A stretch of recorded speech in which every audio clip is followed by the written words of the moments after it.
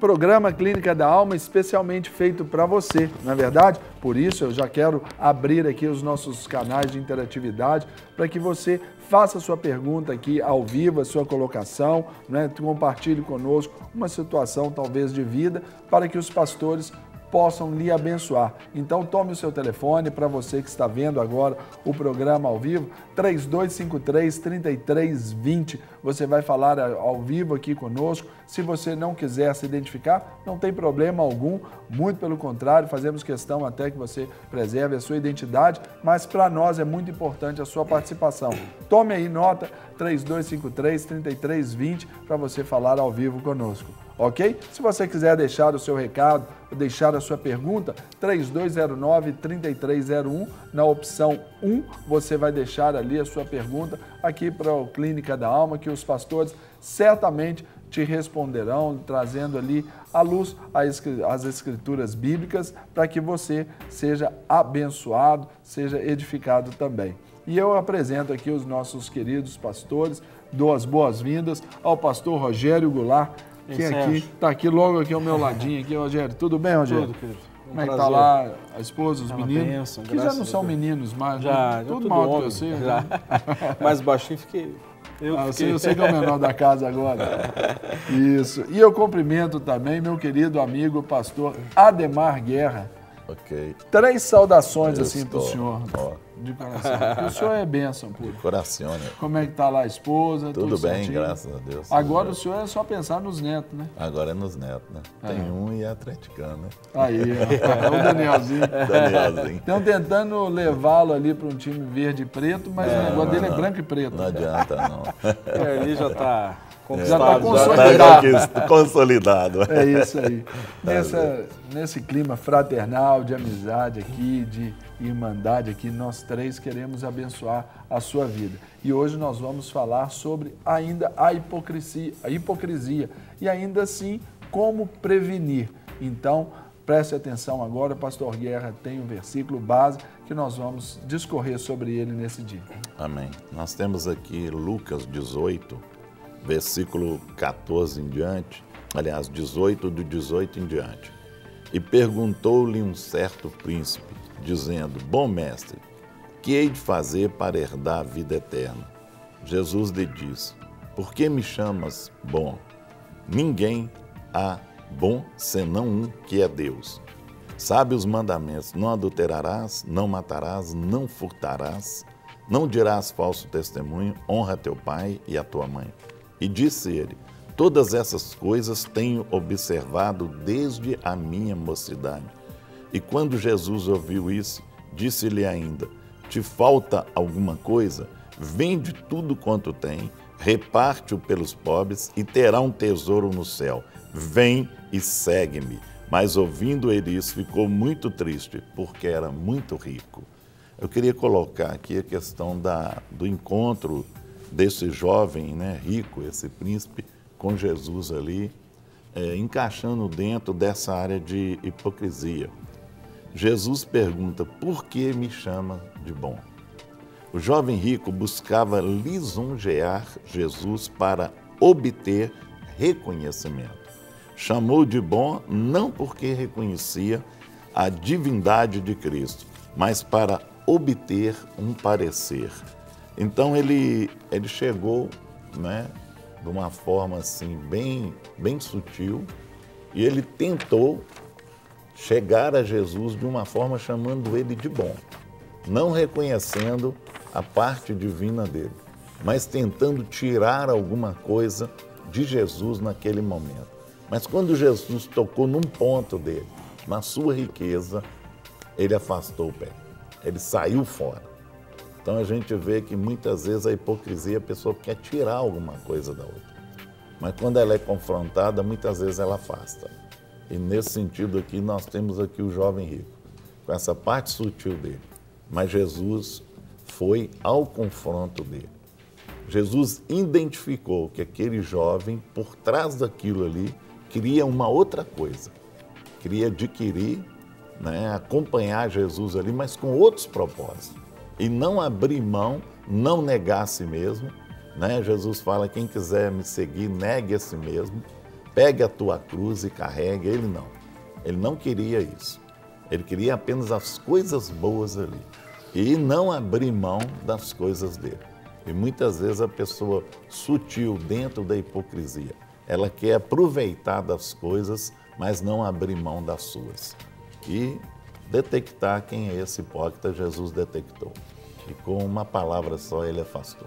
E pensando nisso, né, ver-se que o retirar aí, o confrontar essa hipocrisia, ela parte do princípio do amor. No Evangelho de Marcos, que narra esse mesmo acontecimento, fala que Jesus, fitando, o amou e disse.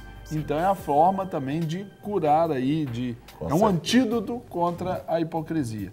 Agora, pensando, pastor Guerra, sobre essa prevenção, há um remédio aí sendo lançado aí no mercado, né? Contra a hipocrisia, né? Eu vou deixar para que eles falem para você, querido telespectador, qual é esse remédio aí e a dosagem dele, né? Qual que é, Rogério? É um lançamento aí chamado Hipocrisio, né? Essa brincadeira, viu? Na realidade, as escrituras é a chave nesse processo, né?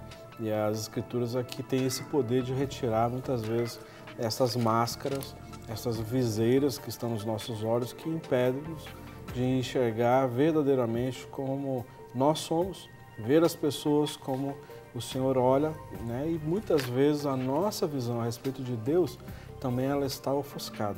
Então, essa perspectiva de que nós temos falamos a semana toda passada, mas hoje e amanhã a gente deve encerrar esse tema.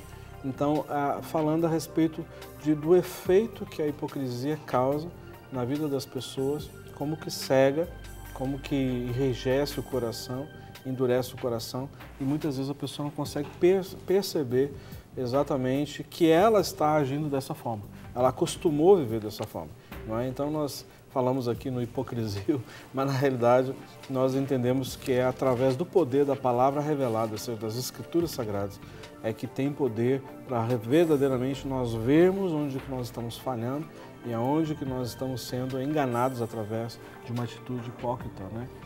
E tendo reações hipócritas. Isso que E é tão interessante que a prevenção, né, Rogério, ela parte aqui observando esse texto. Eu, por exemplo, gosto muito daquilo que traduz lá em Marcos, capítulo 10, versículo 17 ao 22, né? Fala a respeito desse jovem rico aí.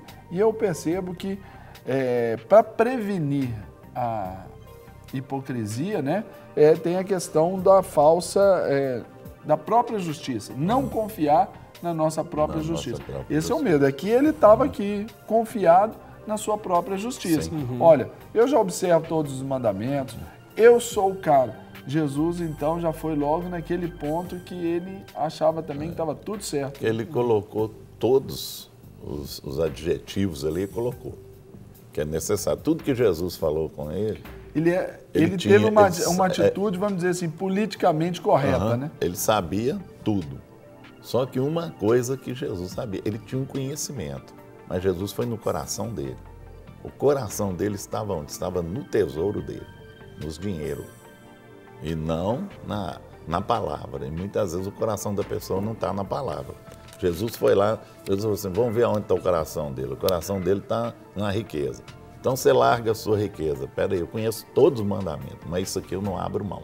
Entendeu? E muitas vezes a hipocrisia leva a pessoa até a pregar uma coisa e não abrir mão de outras que realmente são testemunhos e fazem parte de um contexto bíblico e a pessoa não abre mão disso.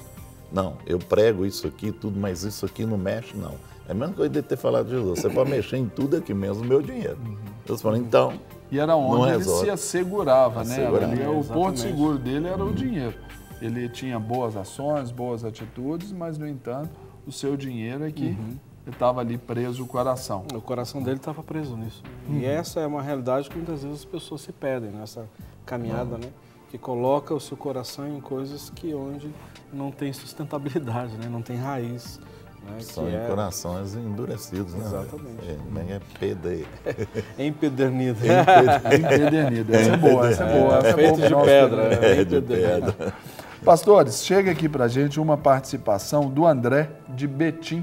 O André, ele nos escreve assim: em Jeremias, capítulo 51, versículos 17 e 18, fala que todo homem se tornou estúpido e não tem o saber. Aí ele define: a hipocrisia é uma imagem que o próprio homem faz de si mesmo. Como que a gente pode comentar isso aqui para o André? Ele está certo? Uma imagem distorcida, né? O que diz o texto? O texto, na verdade, ele está dizendo assim, ó: todo homem se tornou estúpido, Jeremias capítulo 51, versículo 17, para você em casa que está nos acompanhando. Todo homem se tornou estúpido e não tem saber. Não é o saber, não tem saber. Todo ourives é envergonhado pela imagem que esculpiu, pois as suas imagens são mentira e nela não há fôlego. Vaidade são, obra ridícula, no tempo do seu castigo virão a perecer. É a mesma aplicação que nós temos no Salmo 115, quando fala a respeito das obras de imagem, não é? Que as pessoas se tornam estúpidas, estultas, né? E o pecado de estultícia, e principalmente começa a adorar as imagens, e justamente fala o texto do Salmo 115, que as imagens elas têm olhos, mas não veem, têm ouvidos, mas não ouvem, tem nariz, mas não cheiram, tem boca, mas não falam, né? E as pessoas que as adoram se tornam semelhantes a elas. Então as pessoas se tornam semelhantes àquilo que é adorado. E na realidade, essa questão da hipocrisia é justamente isso, dentro da perspectiva que nós já falamos aqui, de uma imagem que você constrói que não é real, que não é verdadeira, não é? Então você se torna um hipócrita nesse aspecto, de que você está adorando algo que na realidade não é Deus. E aí vem o problema sério de que você pode estar, na realidade, o seu coração já está endurecido, como falamos aqui, a tendência de se distanciar de Deus, e as pessoas se tornam semelhantes. Então, se eu, na realidade, construo uma imagem, um personagem, que nós já falamos aqui, irreal a respeito de mim mesmo, na realidade eu estou o quê? Eu estou idolatrando algo, ou seja, e não estou adorando devidamente ao Senhor. E a hipocrisia é isso, ou seja, eu criar um personagem, uma imagem, né, que é distorcida, que é irreal, e eu me coloco muitas vezes, normalmente, acima das outras pessoas e levando então uma atitude extremamente hipócrita nos relacionamentos. Primeiro comigo mesmo, segundo com os semelhantes, e com certeza o seu relacionamento com Deus vai ser afetado por conta disso também, não é? Então a sua imagem a respeito de Deus vai ser distorcida. Quantas pessoas que nós conhecemos, a gente já atendeu, que pessoas que elas se acham boas demais, excelentes, pessoas assim que na realidade elas nem deveriam estar se relacionando com outras pessoas porque elas são tão boas, não é? E na realidade foi um privilégio para Deus delas estarem vivas, né? Porque elas são assim o suprassumo da criação divina, não é? Então, além da hipocrisia, acima da média, acima.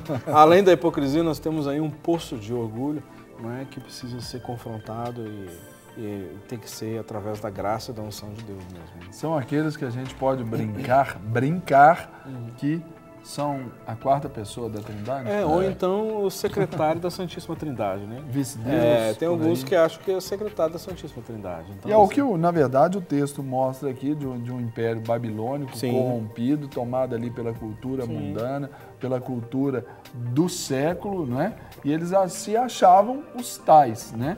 Então era isso que Jeremias aqui profetizava contra, de alguns até que se amoldaram a esse sistema. Exato. Mas o que mostra exatamente a falha interior de que alguma coisa ali estava sendo escondida. Exato. E muitas vezes nessa questão aí, como o pastor Rogério colocou aqui, da pessoa ela é boa demais, muitas vezes você pega casais e o cara fala assim, mas eu coloco comida em casa, eu sou provedor, entendeu? Eu cuido da família, mas e o amor? E muitas vezes a esposa vem reclamar que ela não é amada, você entendeu? Ele não tem aqueles carinhos, aqueles detalhes. Eu estava conversando com um cara uma vez que, quando eu chamei ele, eu falei assim, quanto tempo você tem de casado? Ele falou, 5 anos. Eu falei, que dia que você deu um presente para sua esposa? Ele falou, não, quando eu casei 1 mês eu dei ela um bombom, depois não deu mais nada, não. E ela reclamava disso. Eu falei, mas eu ponho tudo em casa. Falei, peraí, você não está olhando o outro lado. Então, muitas vezes a pessoa, ela se acha bom demais, você entendeu? E costuma pegar a Bíblia e encaixar as coisas dele dentro da palavra. Olha aqui, ó. Eu faço isso, isso, isso. Aí depois você vai lá, como Jesus foi naquele jovem rico, aí você vai, peraí, vamos olhar o amor aqui. Você está amando? Qual que é a resposta que você está tendo dela em cima disso? Aí vai ver o cara está vivendo, que ele se acha bom demais, então não precisa de mais nada, entendeu? E sobre essa questão da justiça própria, eu também aprendo que existem algumas defesas emocionais que a pessoa ela utiliza, né, dentre as quais pegam o meio da religião. Por exemplo, a pessoa ela sabe que ela está cometendo algo errado, né, e ela usa da religião como se a religião ou o processo religioso na vida dela pudesse pagar aquele preço. Ou seja, acaba que no contexto da fé cristã, especialmente, né, é como se até anulasse o poder da cruz, da obra redentora ali da cruz do Calvário, aquela obra salvífica. É o texto que nós lemos do jovem rico. Isso, exatamente. Porque aí ele pensa assim, bom, eu pequei, então eu vou lá agora, eu vou me confessar com o sacerdote, eu vou fazer ali as minhas orações X horas por dia, como se aquilo ali fosse pagar. Mas se não houver um confronto daquilo ali, ele continua vivendo a mentira. Exatamente. Ele continua vivendo aquela falsidade. E é o que o texto lá de Jeremias diz, que todo homem se tornou estúpido e não tem saber. É como se ele perdesse a consciência dele, o pensamento dele começasse a ficar embotado ali, a consciência cauterizada. Sérgio, uma coisa interessante, você já deve ter parado com isso, Rogério também, que a pessoa muitas vezes ela até compara com outra. O Rogério tinha que parar com isso? Como é que é? Não. Que situação é? Que situação, né? Ele pega uma outra pessoa e compara, olha fulano. Você entendeu? Eu faço isso, fulano não faz. E dentro da família, muitas vezes a pessoa usa isso. Olha fulano na família, olha como é que eu sou. E aí vai comparar e pega um lá que talvez não está alcançando aquele nível de situação, ou não tem a linha de pensamento e vai e usa aquilo como comparação para calar a boca do outro. E isso aí é terrível, né? Porque isso aí já ele leva a anular a identidade da pessoa para ele entrar com a hipocrisia dele. Pode falar. Só aproveitar aqui o gancho. Eu só quero divulgar o nosso evento que vai acontecer no dia 28, agora de novembro, 28, 29 e 30, que é o nosso acampamento Clínica da Alma, que vai ser aqui num sítio próximo de Belo Horizonte. Então, assim, eu gostaria de incentivar você, porque é o nosso acampamento, assim, que está terminando o ano, é o último desse ano, e o nosso próximo acampamento vai ser só a partir de fevereiro. Então, nós gostaríamos, assim, de incentivá-lo a estar a partir do dia 28, 29 e 30 nesse acampamento. Então, ali nós vamos ter esses momentos, sabe, de ministrações intensivas, de louvor, de ministrações em grupos pequenos, vamos ter oficinas com temas específicos na área de cura, de restauração. Então, assim, eu queria, sabe, incentivá-lo, entre em contato conosco, ou envie um e-mail, né? A gente vai passar todas as instruções, informações para você a respeito de pagamento, parcelamento. Então, tem as oportunidades ali. Você pode ligar agora mesmo se você quiser, ou nos envie um e-mail que a gente já manda as informações todas para você, inclusive já com link para você fazer pagamento pela internet, uma forma assim para facilitar. Então, eu quero assim te incentivar, porque o que nós temos visto nesses acampamentos, a graça do Senhor se manifestando na vida das pessoas, as pessoas sendo restauradas, sendo curadas. Então, as vagas ainda estão abertas, entre em contato lá que vai ser uma bênção. Essa é uma ótima oportunidade, né, Rogério? Por exemplo, o nosso telespectador, até que é membro de uma outra comunidade, ele também pode participar, claro, né? E às vezes vive essas questões aí de uma cura de alma que se faz necessário, de traumas ali na sua infância, processos traumáticos ali no decorrer da vida, pessoas que às vezes veem a sua vida meio que sem norte. Está ali uma ótima oportunidade de ser ministrado, é um período intenso, né, Rogério? De muita cura. Sexta-feira, o sábado e domingo, até domingo à tarde, vamos ser um tempo assim, não dá tempo para você Não é tempo de, assim, de spa, não tem tempo de pegar uma piscina, não tem tempo, não dá não. Porque assim, começa na sexta-noite, o sábado é manhã, tarde e noite, e domingo pela manhã até o início da tarde. Então assim, não dá muito tempo Na realidade você não está indo para isso, né? Você está indo para ser ministrado, para ser restaurado. Então o propósito do seminário, o acampamento é esse. Não é assim, refrigério, no sentido de poder descansar, deitar na rede, né, pegar um solzinho. Isso aí a pessoa pode fazer a qualquer tempo, de qualquer modo. Pegar uma piscina, né? Pode até pegar na piscina. Pode pegar, né? Pegar Entrar uma não. Pode entrar e tudo. Então a pessoa já vai preparada para estar ali sendo ministrada esse é o tempo todo, para que quando voltar ali no domingo, ela já volte mudada, restaurada, com uma nova perspectiva de vida, né? Ela vai sem norte e volta com sul, leste e oeste, né? Muito bem, Guilherme. Tranquilo, completo. Né? Agora, queridos pastores, falando ainda sobre esse aspecto de não confiar na justiça própria e observando aqui o texto do jovem rico, algo que é muito comum e foi dito aí sobre essa pessoa que se acha o melhor, né? Tem um outro aspecto na prevenção que é exatamente saber que não é o único que está fazendo a vontade de Deus, né? Com certeza. Outros também estão fazendo, fazem tão bem quanto, e isso aí a pessoa ela tem que entender que ele é só um privilegiado por deixar ser usado pelo Senhor, né? É isso que Sérgio, eu sempre digo para as pessoas a respeito da autoimagem, né? Muitas vezes tem pessoas que têm uma baixa autoimagem, né? Uma autoestima muito baixa, e tem outros que têm uma super autoestima, né? Que tem essa visão dessa perspectiva de superioridade. Que é uma disfunção. Que é uma disfunção, né? E isso é uma coisa que nós precisamos entender e compreender. Sabe que quando nós sabemos quem nós somos em Cristo Jesus, o nosso valor como pessoa, como indivíduo, então vai ser muito mais fácil nós nos relacionarmos com o próximo, conosco mesmo, obviamente. Por quê? Porque eu sei que eu sempre vou me deparar na minha vida com pessoas muito mais capazes do que eu, e eu tenho que reconhecer isso. E também eu vou me relacionar e me deparar com pessoas que são muito inferiores a mim no aspecto da minha experiência de vida, enfim, know-how, essas coisas todas. Mas saber nos relacionar com essas pessoas sem nem tampouco fazer de um superior sobre aquele que se sente inferior e nem tampouco me sentir inferiorizado por aquele que é mais qualificado do que eu. Nós temos que reconhecer o potencial das pessoas, nós temos que reconhecer os seus valores a partir do prisma de eu me conhecer a mim mesmo. Então, no momento que eu me conheço, eu sei meu valor, eu tenho o meu espaço dentro dessa grande engrenagem chamada obra de Deus, essa grande engrenagem chamada reino de Deus. Tem pessoas muito mais qualificadas? Tem, glória a Deus para as pessoas. Por isso eu vou me sentir inferior a elas? Não, de jeito nenhum. Vou me deparar com pessoas menos qualificadas? Sim, nem por isso eu me sentir superior e vou humilhar essas pessoas. Essa é a grande, processo de maturidade de vida, maturidade espiritual, de relacionamento. A gente entender o nosso espaço e o meu valor, ele é independente das pessoas, o meu valor é estabelecido por Deus.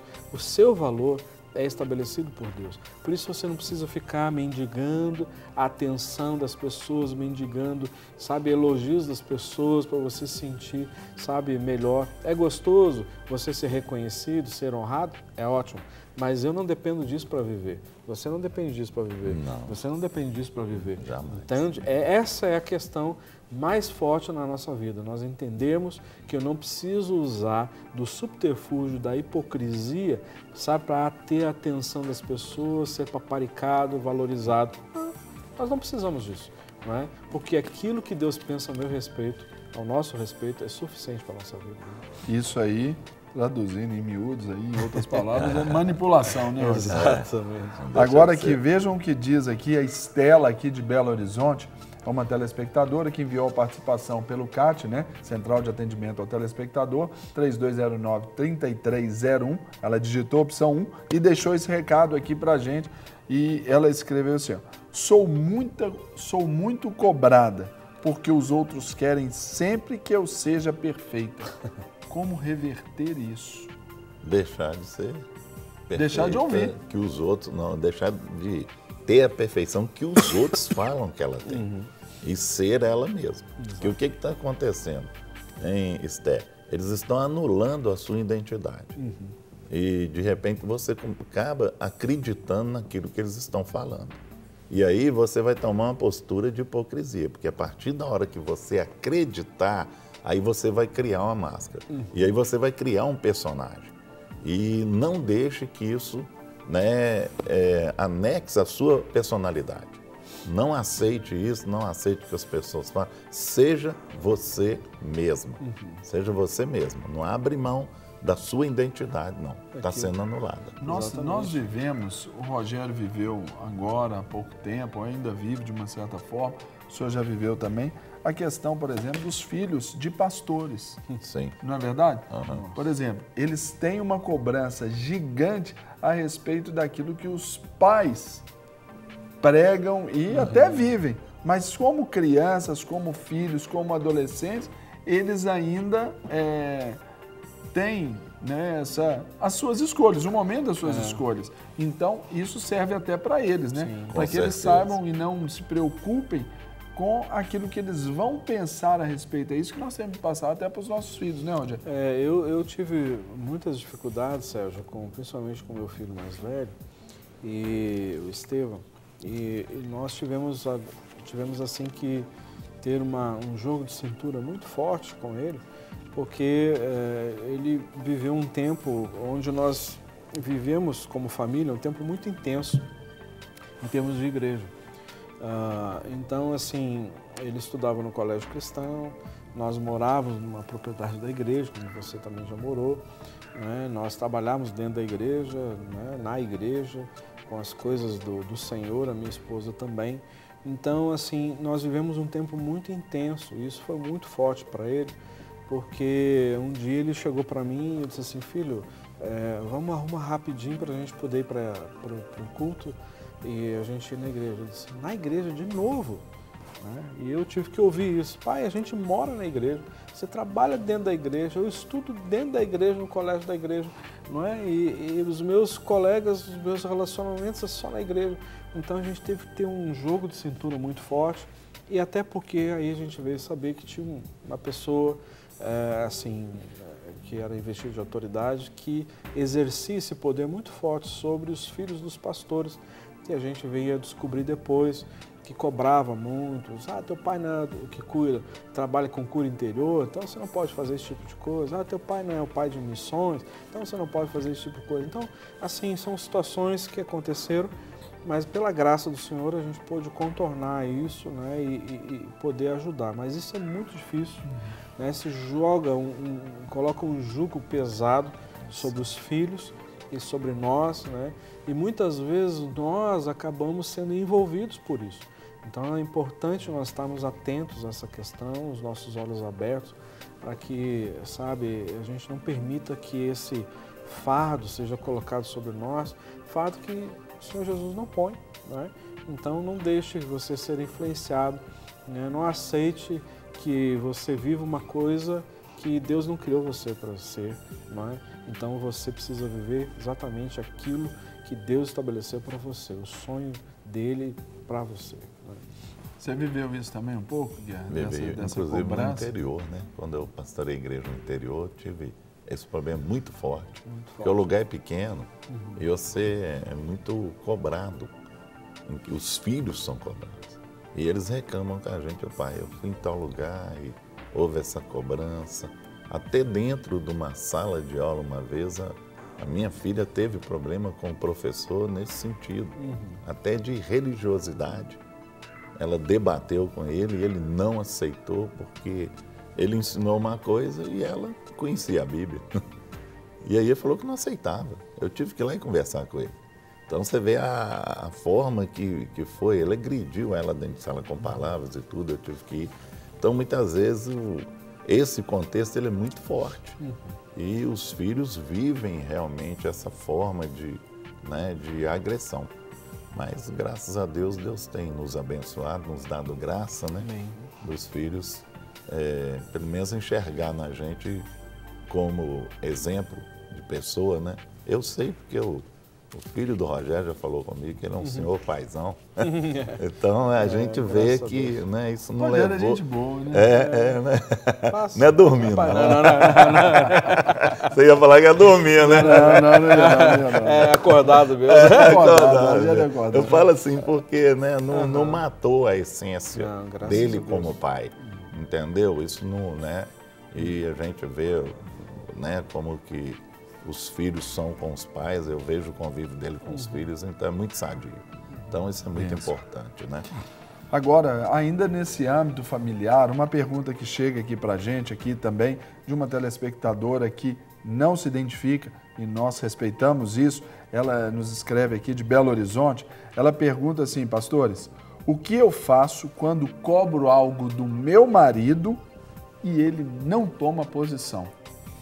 Vou transferir essa pergunta para você. Você pode responder essa daqui. Tá porque exatamente aí vai para parte do princípio do quê? De uma mudança, primeiramente, dela. Né? De saber que ela não pode cobrar, às vezes, a perfeição do marido, que é que acabamos de falar aqui agora, e saber respeitar a individualidade do marido. Porque, às vezes, cria-se um estereótipo aí de um marido perfeito, que muitas vezes é um ideal inalcançável por muitos aí. Verdade. Então, aí vai partir da sua... essa palavra aqui, cobrar, querida irmã, essa palavra para o homem, para o sexo masculino, ela é uma palavra assim, muito avessa assim, para todos nós. Homem, ele prefere e gosta de ser motivado. Então, talvez, é tempo de você verificar quais são as virtudes, quais são as qualidades do seu marido e, por elas, por meio delas, você motivá-lo a corrigir ali aquelas suas dificuldades, aqueles momentos ali que, às vezes, ele não está chegando até você a contento, né? Ele não está conseguindo satisfazê-lo. Então, é aproveitar, por isso que Deus vai dotar você, mulher, de toda a sabedoria, e a Bíblia diz isso não só para as mulheres, mas para nós homens também, em Tiago, né? Quando diz lá que se você quer sabedoria, peça a Deus que a todos dá liberalmente e nada lhes impõe como condição. Exato. Então, é essa sabedoria para você conquistar emocionalmente seu marido, para tentar tirá-lo desse quadrado. É bem verdade que às vezes existe um pensamento formal na vida dele, pensamento este que faz com que ele permaneça ali do jeito que ele está e nem queira mudança. Mas você não vai conseguir mudá-lo, mas com a sua sabedoria e pela intervenção do Espírito Santo, e isso você deve ser a intercessora dele, você certamente terá muitos bons resultados na vida dele e o andamento conjugal naturalmente vai se melhorar e vai aperfeiçoar. Em nome de Jesus. Não é isso, pastor? É isso mesmo. Tá certinho, você fez direitinho. Foi bem, assina embaixo. Esse é o Clínica da Alma, trazendo aí essa palavra de bênção para você, com essa descontração de saber que podemos falar das coisas sérias também e, claro, com esse bom humor, com essa alegria que nos motiva também. Agora, uma das formas, pastores, de prevenir a hipocrisia é colocar, né, ou não colocar a correção doutrinária na frente da vontade de Deus. Exato. Esse jugo opressor de uma religiosidade, de uma doutrinação. Isso. Você pode falar. João 3,30, João fala assim, melhor que ele cresça e eu diminua. Tá lá, né? Quando ele viu Jesus, ele falou, melhor que ele cresça. Então eu tenho a palavra, a vontade de Deus, ela tem que ser maior do que qualquer coisa na minha vida. Tem que estar em primeiro lugar. É a base de tudo. De tudo. Se trocar, aí traz colocar preceitos humanos, usos, costumes. Poder.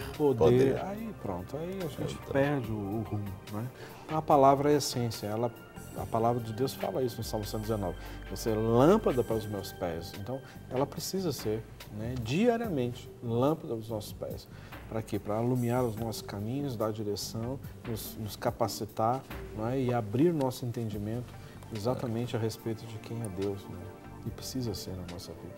Amém. Pastores, mais um programa Clínica da Alma que se encerra aí com uma palavra linda como Glória essa. a Deus. Mais uma vez agradecido a vocês aí por você, nos Sérgio. proporcionar fazer essa televisão aí, que nos leva a esse crescimento, a esse cuidado, a essa edificação. Que Deus os abençoe. Dê um grande abraço no Rogerinho também.